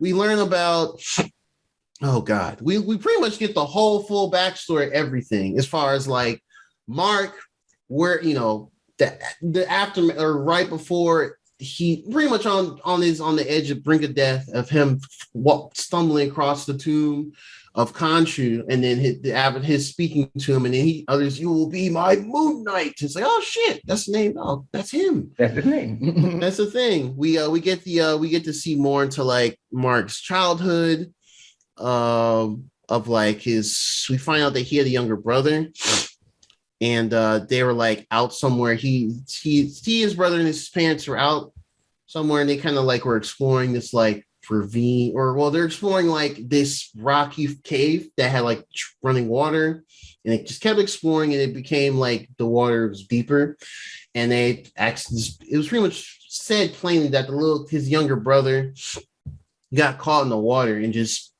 drowned, and he couldn't do anything about it. And so of course the family was shook. The mom, she definitely just victimized the hell out of Mark over years, and pretty much abused him verbally. And then later we see, she grabbed the belt, and it was like, oof. Yeah, it got real really fast. Yeah. It got dark. It got really real. I was like, oh damn, this is heavier than I thought I would ever get to. Yeah. I wasn't expecting that to go that way. But I could not tell me Marvel thing was going to go that deep. Not this show, at least. Not like that. Yeah. I thought WandaVision would have been the one to go a bit deeper in that case. Sure. But this one went even further. I was like, damn. So that a lot of that happened. We also learned, like we kind of mentioned earlier in this episode, Mark hides Steven from a specific room in like a visualization of what's like a Boston, or no, I'm sorry, a Chicago, because he's from Chicago, actually, not New York, like most Marvel, but he's from Chicago, like a Chicago, like apartment housing type thing. And we see like different depictions of him being younger and avoiding his mom because she slowly became a drunk and just slob and just depressed and everything, and just blaming everything on Mark for his brother's death. And the father's just trying to be the bridge in it, but it's not working. We found out that Mark actually runs away after a while, and that's pretty much where I guess he becomes, becomes military mercenary and does his own thing. We also find out that, and this was actually pretty important, he comes back when his mom dies, but the funeral or the wake, I guess the wake, the wake at the house. His dad was there, older. The dad looked outside and saw that he was outside, but just like across the street, like he was too afraid to come in there despite everything that's happened. So he just felt so torn and anguished that he I think that point is when he let the Stephen Grant personality pop up big time. And that was the first time I think right before the 2 months or whatever, where he was so distraught, he just let the Stephen Grant personality take over 100%. And that was who we've seen since episode 1. And also the sad thing too is that he tried on the phone and tried talking to his mom, and now the mom died. I'm like, damn. Yeah. But I always had a feeling the mom was dead. It did seem it didn't seem like he was having real conversations with somebody. But they didn't explain who he thought he was talking to though. Or was he? That I wonder. Voicemails. Like I was very confused by. Well, you know what? If in episode 1, if you remember when he finds the phone, the Motorola phone in like his flat or whatever in London, and if I remember, he went through the phone because he's like, "What phone is this?" And he sees a bunch of things that I believe say "mom." I think they're like all a bunch of voicemails say "mom, mom, mom, mom," and one says Layla. We don't know who was sending those. You cracked the case right there. I just clicked off. I was like, that was weird. So maybe calling himself. I think he was calling himself, which is very sad. Very tragic. Damn. Yeah. It's all heavy stuff, man. I watched this crazy. In the morning before work. I was like, damn, I don't know if I should have watched this early. Saddest episode. Yeah, it was definitely sad boy hours. Crazy. Yeah. It's pretty tragic. I didn't even see that. Yeah. Okay. Wow. Yeah. But then we also learned, like we mentioned earlier, saying, "Oh, Steven, you're not really a real type person." The only reason why Mark actually went full and created that personality is because the traumatic situation of he locked himself in his room as a child, and his mom was up there like banging on the door, like, "Mark, don't make me come here, Mark." Like, just he was so scared, which I believe. I think clinically that is what causes a lot of DID is an intense moment that causes a lot of trauma mentally, and it's for like younger, so you don't know how to cope with it. So you kind of create this imaginary self to like say, "Oh no, I never caused that. I'm this person or something." I've done the research on that. DID is fascinating. It's fascinating. Yeah, it's very man. The brain is magical. Yeah, man. We the way it works. Barely using any of this shit, man. We're barely using anything. Yeah. And so and he Glinton, like when he's sitting there like kind of like just can't like scared, he looks up and he sees the movie posters of the great Stephen Grant. And that's when he kind of just starts becoming. He's like, oh, my room is a wreck. And he dons the fake English accent. He cleans the room up, and the mom comes in, and then that's when she's like, "What the hell, Mark?" And then when she grabs like a belt, and that's all you really have to see. She grabs the belt and goes towards him, and it cuts off. And then Steven kind of freaks out. And then Mark was like, "Yeah, that's why I didn't want you to see that upstairs." And then Steven, I don't understand, why does Steven not remember that though? I don't. That is weird because in that scene before he got whipped, he was Steven. He was Mark. Well, before his mom came in, he had already transitioned to Steven. Oh yeah. He did. Yeah, that's when he was like, "Oh, let me clean up the room. I don't know why it's messy." And then his mom walked in, and it's like he didn't even understand what she was saying, or like he couldn't even hear her, or he didn't know what she was doing, or something like that. So it's definitely some mental work he did to make it so that Steven doesn't even remember any of those moments. Yeah. Mm-hmm.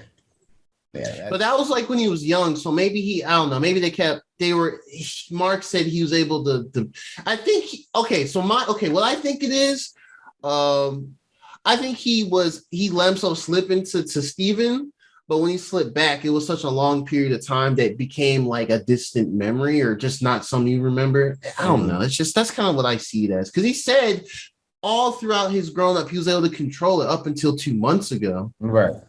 And now we know that's when he attempted to go see, his mom's wake after she had passed, but he couldn't bring himself up to it, just do everything. So, yeah, that's tragic, man. Oof. Steven and Mark do butt heads with like trying to see certain memories and not. And Mark's like, "No, you really don't want to see those." And then Mark tried to run away from it again. And that's, it's a lot, man. It's really heavy. I didn't even talk about the Tower Red stuff. It's crazy. so basically, outside this psych ward realm that he created for himself, basically, they're on a boat. That's Toweret's boat, and it's coasting over the field. This. It's not the Field of Reeds, right? That's what they get to at the end. Yeah. I can't remember what it's called. It's called like you don't remember. I need Lake or something. It's where like the lost souls all come and will take you off the boat and yes. And what? Yeah. That's right. Yeah. That's where all the lost souls go, and then she comes and picks them up, creates a type of existence for them to be able to safely transition into the afterlife proper. Yeah. And so when they go outside and see that and everything's all dark and everything, we start. Oh, and she actually name drops the ancestral plane for Black Panther in Bastet or Basset. I don't know how you pronounce Panther Goddess. But anyway, so they did name drop that, which is cool. Reconfirming more Black Panther mythos. But then after a while, when they kind of come to terms with everything, they kind of go back to the boat, because the whole purpose of all this too was because there's a scale that Taweret says that to judge them before they reach the gates of Osiris, to be if they're worthy of transitioning or being able to go back to the surface, is a scale that she took like both of their hearts and weighed against a feather. So if they didn't balance by the time they reached the end of that sea of like lost souls, then it would have to be judged regardless by Osiris. So the whole time they just barely were able to do that. And so by the time they both come to terms with the mom passing all the memories, Tawaret's like, oh, I'm sorry, like we're here. We can't do much. And they're like, no, we have to do something. We have to stop something. And then that's when they realize a bunch of souls are coming down from the sky. They're like, what the fuck? And that's when we kind of realize, oh, Harold probably got to Amit by now. And now they're just judging all the souls in like rapid time. And then Tower, I believe, said something along the lines of like, oh, well, that's unbalanced to just send so many souls before they even done anything. It's throwing things out of whack. So I think Mark was like, well, can you at least reach out to Layla to find Khonshu and revive him, so we can attempt to stop it, or at least let any god of gods, Egyptian gods, stop it. Because what the fuck are they doing? They're not supposed to interfere. No, who said they're not supposed to? The niggas don't want to. Bitch ass niggas. Gods ain't shit. In fiction. They really are in fiction. Yeah. Just be clear. Addendum. But yeah. So, and then a bunch of pretty much like recreations of the people Mark had killed over the years. They kind of climb aboard the ship on Pirates of the Caribbean type shit. You have to fight them off and whatnot. And then it's another power struggle. Steven kind of propels himself off with some of them as a way of sacrifice. And he gets caught in the sand and turns into, I believe, like a statue. Like a sand person. No, his soul is trapped in there. Yeah, his soul's trapped in there. And at that moment, the scale, I believe, bounces. And it's like, oh, that's what you need to do. You have to get rid of off your personality. Yep. I guess Jake is still locked up, and now Steven's gone. So Mark is balanced. And I guess in revealing everything to Steven, he was kind of like coming to terms with a lot of this shit himself. So that balances scales. But obviously, I think they both come back. Yeah. Their Khonshu brings them back. So yeah, that's kind of what I'm expecting too. I just wonder if they'll have time to kind of expand on both of their experience, because obviously like Mark is in the Field of Reeds, but Steven is in, I guess, the Egyptian version of hell. So what are I wonder if they'll be able to share their experience of what that was. That would be really interesting to hear. That would be really interesting. I feel like that's too much to ask for, but this is why I was always saying I wanted more episodes so they could do stuff. I just didn't know how they're going to go about this show. Man. Yeah, 6 episodes got to go, man. They got to give us I don't know, do 8 episodes, 9, 10. 10, man. 10 11 is the minimum, I think. It's got to be 10 episodes. Did any of see? I think. Did one of them have 10? WandaVision had like 10. Yeah, 10 or something like that. But technically, like the first 3 episodes were like one episode, right? Yeah, sort of. They're a little shorter. The first 2 work hand in hand. Like it's hard to just watch the first without the other. Yeah, in my opinion. Yeah, the first 2 for sure. Yeah, I agree with that. Definitely agree with that. Yeah, man. It was very heavy. Oscar Isaac acted his ass off. Oh my god, yo. Had me convinced the entire time. I was like, yo, he's arguing with himself. Yeah. But there's reason to do so. Yeah, no. Yeah. He is that dude's amazing. This is the best double performance I've ever seen. I think so too. Since the Parent Trap. Yep. Since the Parent Trap. Yes. Yeah, all right. That has to be like a clip from this or something. That's great. Had us all fooled thinking that what's her name? Girl had a twin. Oh, I definitely Lindsay Lohan. Yeah, Lindsay Lohan. I thought she had a twin as a kid for the longest. I did for a minute too. When I grew up and realized she didn't, I was very disappointed. Very upset. I will admit, it's not a happy camper when I learned she did not have a twin at all. I was lied to. Yeah, man. I don't know. I'm only one episode to go, man. I am nervous. I'm not gonna lie. I don't think I've ever really been nervous about the other show. I've just been like, I don't know how they're gonna do it. We'll see. I don't know how they're gonna stick this landing. Obviously, he's got to come back. He's got to be able to stop. It's just a lot to do. It's just a lot to do, and that makes me nervous. But I don't know, man. I trust it'll be dope. I do still trust it'll be dope because everything has been dope. I just want more. I guess I just want more as well, man. That's my issue, not theirs. So, yeah, I'm excited, man. It looks like they've done a really good job so far. They really have. I cannot deny that at all. Keeping it mostly contained, I think, has been a huge benefit as well. Facts. Not saying, haha, Thanos, right? Like, yeah. They haven't done that at all. They have not hit us with anything corny like that. Yeah. It's been really good. Yeah, man. Yeah, Episode 4 and 5. One more to go. One more to go to knock this out. Then Doctor Strange. And Doctor Strange is right after that. Yeah. And the big one. The big game of Minesweeper these next 5 days. Yeah. 6 days, actually. I'm seeing it Saturday. Am I inclined to believe that this Doctor Strange movie is partially a WandaVision movie as well? Like an I think, you know what? Maximoff movie. Like they're like co-host. I think so. But yeah. You know what I think too? I think when they did more reshoots, I think they did more reshoots for her. Oh, yeah. I would not be surprised. I would not be surprised. Because a lot of these trailers, I've not seen the latest one.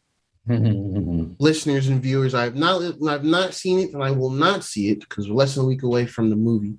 But from the other ones, it leads me to believe Wanda Scarlet Witch will be a major antagonist in the movie. I don't know if she is the big bad. If she is the big bad, then I think that's pretty ballsy for MC standards. But I don't think she's going to be the big bad. I can't say anything. I saw the trailer. At least one of the versions of her. I saw the trailer. I can't speak. I don't know. You can't say nothing. I don't know. Nothing. I don't know. I don't know. But I do know, but I don't know. Oh no. That's why I'm out of the Marvel leak rumor game, man. No, fact. I'm out of it. That's why damn near tell you the whole movie before. Facts. Yeah, now it is. I'm surprised because too many people know too many things. But yeah, we know too much. We know way too much. Way too much. I'm not gonna lie. It's a ridiculous amount that we know already. So I'm not even like the Marvel like. You're saying that? I know so much. It's insane. Yeah, no. All right. Well, I fuck around and watch Emergency Awesome. Oh, don't do that either. Don't do that either. He's been tweeting stuff too. I mean, I think what his mindset of stuff he talks about is like, if it's in a trailer, then it's something that's part of what Marvel wants to market. But he's not going to say, "Oh yeah, these rumors said," or this might confirm that rumor. He's not saying stuff like that. He will only address what is officially put out by Marvel.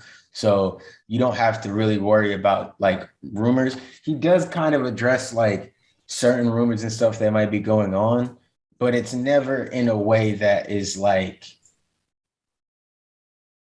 I don't know. I don't think it gives away anything about the movie. And like, even in this latest video, you can tell, he's seen the movie, but he doesn't talk about it through his trailer talk. Like it's like he's seen it basically. I don't know. Oh, did he do early impressions? He hasn't done it yet. I think he said it comes out Tuesday. He'll do a spoiler. That might be when the embargo is. Okay. Yeah, Tuesday. I think he said it's a spoiler free review. It's been a long week. Oh God. So yeah. Yeah, man. Look, I don't think it's bad, man. I think his spoiler-free review videos are pretty good, though. No, they're solid. They're solid. I never come out of them thinking, well, damn, he spoiled it all. No. I don't think he's gonna do that. He's solid with those. So, I mean, like I said, the videos he watched, he does discuss stuff that is in the trailer, which can be seen as spoilery, but it's not stuff that is just rumory stuff he's pulling from the internet. So. It's kind of one of those like at your own discretion, watch it if you want to keep up with this stuff. But if you want to go in a little more blind, which I don't blame anybody for, keep your eyes away because he is talking about what's in these videos, and it's a lot in these videos now. So yeah, for sure. But all right, man, cool. Y'all got any more Moon Knight thoughts? Please mostly stick to lane next week. I know it's not going to cover everything. I've come to that. I've accepted it. No stages of grief. None of that. At least two things at least are not going to be covered.